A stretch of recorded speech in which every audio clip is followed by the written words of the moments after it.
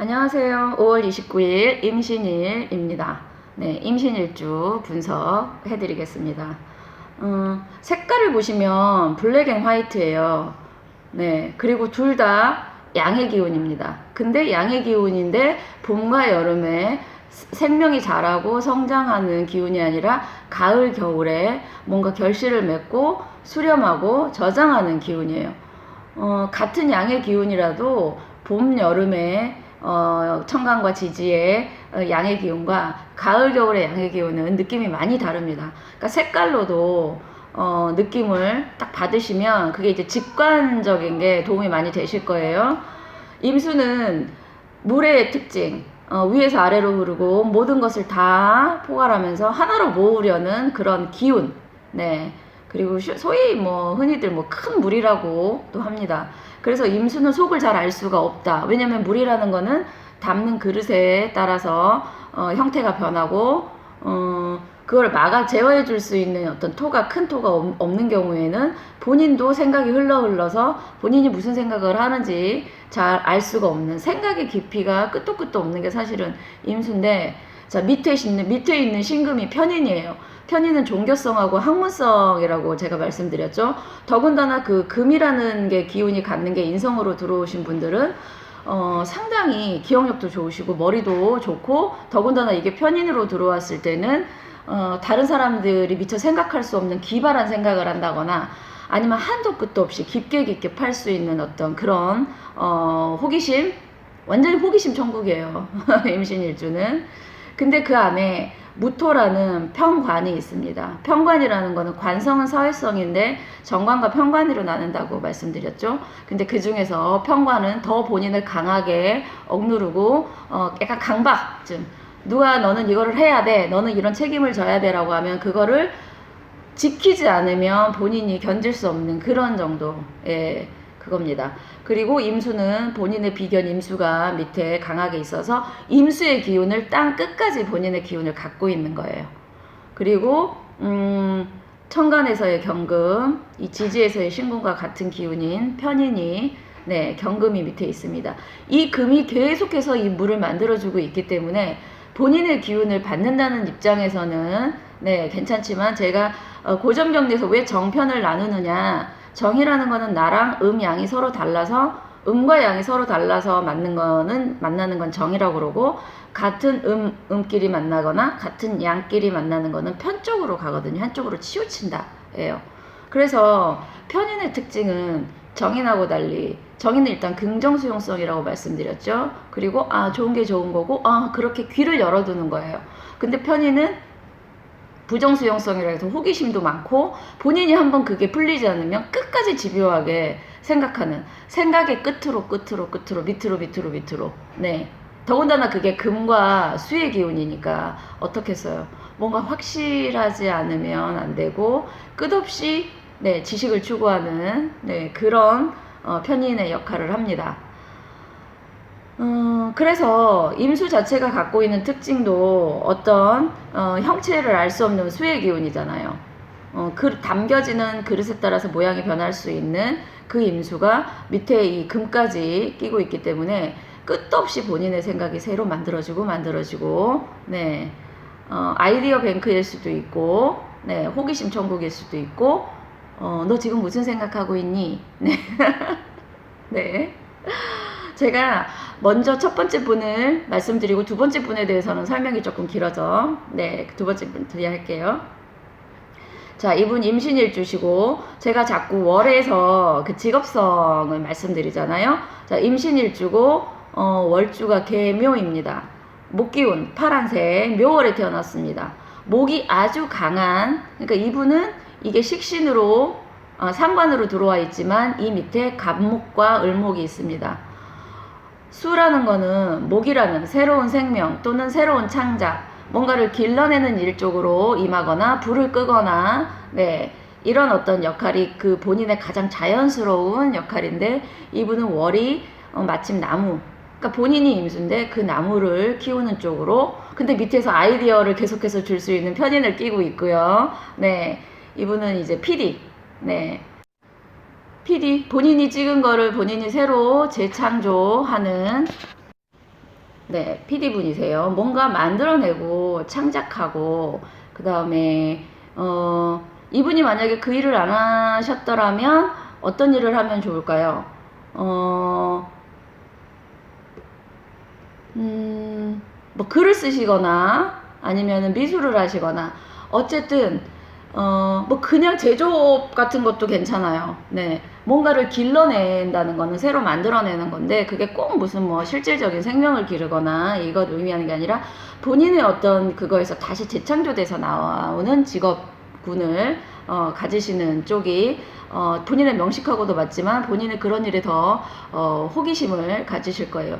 이분은 토가 없어요. 관이라는 어떤 직장 그리고 한 곳에서 본인을 타이트하게 가두는 그런 성분이 없기 때문에 뭐 이분이 직장을 안 다시 프리랜서로 하시는지 직장을 다니시는지 기억은 잘 안 나지만 어쨌든 정해진 루틴적인 일보다는 뭔가 계속해서 생산적인 재창조할 수 있는 그런 직업이 본인하고 맞는 직업군입니다. 자, 그 다음 자, 이 사주 색깔이 지금 거의 흰색, 검은색이에요. 느낌이 어떠세요? 전반적으로 좀 차고 습하다 이런 느낌 혹시 받으시는지 모르겠어요. 제가 어제 가끔 저도 한 번씩 어떤 생각에 꽂히면 계속해서 그런 거 있잖아요. 그런 날 뭐가 하나 떠올랐는데 그 사람과 연결돼서 다른 걸 또 찾고 또 찾고 또 찾고 하다 보면 계속해서 이제 그 검색을 근데 제가 어제 갑자기 전혜린이라는 여자 아시죠? 지금 제 나이 또래 한 40, 50대에 되는 분들은 전혜린이라는 사람에 대해서 어느 정도는 젊었을 때 방황했을 때 전혜린의 책을 안 접해보신 분 또는 읽지 않으셔도 전혜린이라는 사람에 대한 얘기는 들으셨을 텐데 저는 사실 전혜린보다는 니체 쪽에 조금 꽂혔었는데 제가 어제 갑자기 전혜린을 막 검색하면서 전혜린에 대한 어떤 이거를 읽다가 제가 좀 약간 버릇이나 습관이 어떤 사람의 성격이나 이미지를 보고 그 사람의 일주나 전반적인 사주 구성을 좀 이렇게 연상해보는 그 직업병 비슷한 게 좀 있는데 전혜린의 이렇게 일생에 대해서 읽고 이 여자가 쓴 어떤 글귀적인 느낌을 보고 전반적으로 그냥 금수가 생각났어요. 그래서 전반적으로 이 여자는 좀 법대를 들어갔는데 철학이나 문학을 나중에 독일 가서 했고 법대에 대해서는 좀 법에 대해서는 별로 관심을 안 보였던 사람인데 보통 금이 철학 쪽이고 또 이 여자는 목 기운도 있기 때문에 문학 쪽도 수가 또 계속해서 뭔가 목을 길러내는 거는 또 문학 쪽에 그런 것도 있어요. 근데 느낌이 이분이 자살을 했단 말이에요. 그래서 제가 생년 월이 있어가지고 월일이 있어서 이제 검색을 해봤더니 이런 명식이 나왔어요. 전반적으로 차고 그 다음에 태어난 그 자월 한참 수가 강한 자월에 태어났고 그 다음에 임신일주고 목기운이 하나 있지만 전반적으로 금과 수가 아주 대부분입니다. 그리고 가장 수가 강한 겨울에 태어난 수기운이에요. 본인의 기운이 지장간에도 있고 월에도 있고요. 그리고 월주에 이렇게 비견이나 겁재 본인의 기운을 갖고 계신 분들이 다중인격인 경우가 꽤 있다고 이런 얘기도 제가 들었고 여기가 겁재가 있다는 얘기는 아까 제가 지장간에 이 무토라는 게 편관이기 때문에 어린 시절에 아버지의 어떤 교육관에 따라서 본인은 완벽한 사람이 돼야 된다라는 어떤 강박이 있었지만 결국 본인의 어떤 자아가 이 겁재라는 거는 본인의 욕망에 따라서 뭔가를 움직이는 그런 케이스거든요.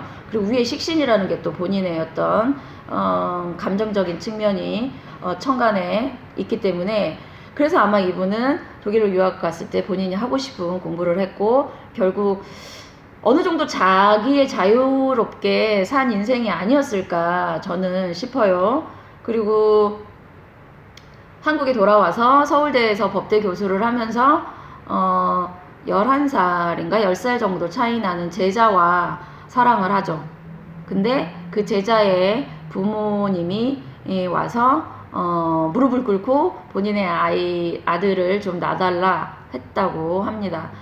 모르겠어요. 그런 게 원인이 됐을지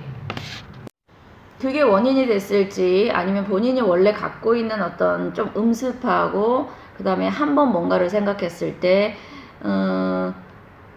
골똘히 사고하는, 그래서 계속 죽음에 대한 어떤 그것과, 왜냐면 수기운이 겨울이고 결국 겨울이라는 거는 죽음과 맞닿아 있는 계절이에요. 그리고 인간의 인생에서도 노년을 얘기해요. 죽음을 앞둔 시기. 그러니까 이 여자는 태생적으로 죽음과 가까이 있을 수밖에 없는 사주 구조를 가지고 태어났습니다.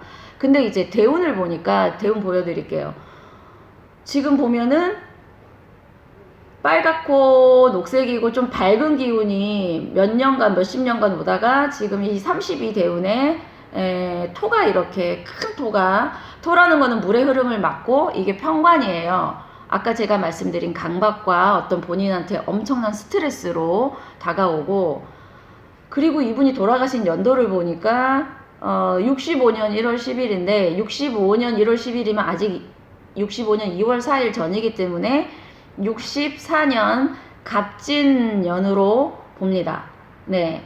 근데 자, 지지에서 본인의 밑에 있는 신금과 월지의 자수와 이 대운에서의 진인 신자진, 이 세 가지가 사회합, 삼합이라고 해서 수국으로 가고요. 그리고 대운하고 이 연도, 이거랑 두 개가 진진 형살로 묶입니다. 네. 제가 이제 삼합과 형살에 대해서는 차후 자세히 설명드리겠지만, 여기서 잠깐 설명을 드리면, 어떤 기운이 본인의 글자와 들어오는, 운대에 들어오는 글자가 이렇게 조합이 딱 됐을 때, 딱 맞아 있을 때, 뭐, 육합이나 삼합으로 보는데, 보통, 삼합의 기운이 좀 강하다고 하고, 더 강한 거는 방합이라고 해서 방향합인데, 이분은 지금 삼합으로 세 가지가 모여서 수기운으로 또 들어와요. 이분은 수랑 금이 너무 많아서 수의 그 어둡고 음습한 기운이 많은데, 이게 삼합으로 또 수로 형성돼요. 그러니까 그 대운에서는 불이랑 목이랑 있으니까 좀 밝고 뭔가 생동감 있고 이런 대운을 사시다가 갑자기 또 수의 기운이 강하게 들어오고, 그 다음에 진진형이라고 그래서 두 개가 붙었을 때 강한 파워를 일으켜요. 근데 이분한테 진토는 편관, 극도의 어떤 압박, 스트레스, 강박. 네. 이 형살은 약간 정신병이나 아니면 그 형살이 미쳤을 때 본인한테 일어나는 어떤 그 인생에 있어서 큰 이렇게 파란이 사실은 어느 정도 예상이 되는, 네. 이분이 그 10살 제자한테 쓴 글을 보면 너무 수가 강하기 때문에 사실 수는 화를 추구해요. 이분은 따뜻하고 열정적이고 그러니까 수 안에는 불이 있다는 얘기는 겉으로 보여줄 땐 수지만 그 수 안에는 불이 되고 싶은, 불을 열망하는 어떤 그게 있는 거거든요. 겨울에 화기운이 없는 게 아니라 겨울에 화기운은 가장 작지만 그 안에 있는 불씨는, 왜냐면 우리가 너무 얘가 그거 할 때 더 강할 수 있잖아요. 욕망이 본인한테는 화가 너무 약하기 때문에 더 강하게 추구하는 거예요. 보면 늘 글 톤은 어둡지만 그 사람이 추구하는 거는 죽음과 맞닿아, 죽음도 있지만 그 이면에 열정, 그리고 순수. 사람들은 10살 어린 제자와 그 당시에 여교수가 이거에 대해서 되게 그거 했을 텐데, 저는 이걸 오행적으로 풀어봤을 때 본인에 있는 너무 어두운 기운, 본인이 갇혀있는 수의 기운을 화라는 거는 한참 젊었을 때 가장 젊은 시절의 어떤 사람이 인생에 있어서의 가장 젊은 시절, 화려한 시절을 의미하거든요. 그거를 계속해서 추구하지 않았을까. 물론 개인적으로 그 제자와 정신적인 어떤 교감이 잘 이루어진 것도 있겠지만, 전혜리는 어떻게 생각하면 죽음과 맞닿아 있지만 반대로 본인은 더 살고자 하는 어떤 불꽃처럼 살고자 하는 열망이 너무 강하지 않았을까. 근데 들어오는 운대에서 그 불을 계속해서 살리지 못하고 수가 들어오면서 그 불을, 남아있는 그 불을 확 꺼버린 거죠. 어린 시절에 그 불들이 조금씩 일어났다가 이 대운에 확 불이, 네, 불이라는 거는 생명을 의미하거든요. 심장의 기운. 그 불꽃이 있어야 사람이 살고 싶다. 뭔가 내가 꽃피고 싶다. 이런 열정이 있는데, 그 대운에서는 그런 열정을 조금 도와줬었는데, 이게 이 32 대운에 오면서 그 열정을 확 꺼버릴 만한 강한 수가 들어오고, 본인 스스로의 어떤 정신적인 충격도 있었을 것 같고, 여러 가지가 사람의 그거에 미치는 게, 금과 수가 많으신 분들은 되게 이성적이고, 그 다음에 분석적인 사고나 어떤 천재성은 갖고 있는데, 단점은 우울감을 늘 항시 가지고 있을 수 있다라는 측면이에요. 그 우울증의 증상은 사람마다 드러나는 그게 다르겠지만, 금과 수, 가을과 겨울에 사람이 활발하지 않잖아요. 뭔가 되게 침잠되고 센치하고, 그거를 적용시켜 봤을 때 사주에 금과 수 기운이 많다라는 것은, 그리고 대운까지도 이렇게 그 기운으로 합의돼서 이렇게 강하게 들어온다는 거는 어쩔 수 없는 고질적인 정신병 또는 우울증, 그 다음에 생명에 대한 어떤 그런 게 드러나는 게 아닐까라고, 제가 사실은 전혜린 씨의 사주를 보면서 조금 많이 깜짝 놀랐습니다. 네. 이분에게 대운이나 아니면은 본인의 명식 중에서도 불이 조금이라도 있거나 목기운이 좀 더 수기운보다 있었으면 어떤 인생을 사셨을까. 지금 현재 사셨으면 87세 이렇게 되셨을 텐데, 되게 좀 안타까운 오늘 일진 분석, 일주 분석은 제가 이제 전혜리 씨 쪽으로 조금 많이 맞췄지만, 너무 딱딱하게 편관이 뭐고 편인이 뭐고 이런 거보다 스토리텔링을 하면서 그 오행의 기운을 여러분들이 실질적으로 이렇게 직관적으로 보실 수 있는, 그게 저는 더 좀 재밌기도 하고 도움이 되지 않으실까 하고 약간 이야기를 좀 풀어드렸으니까 어떠셨을지 모르겠어요. 감사합니다.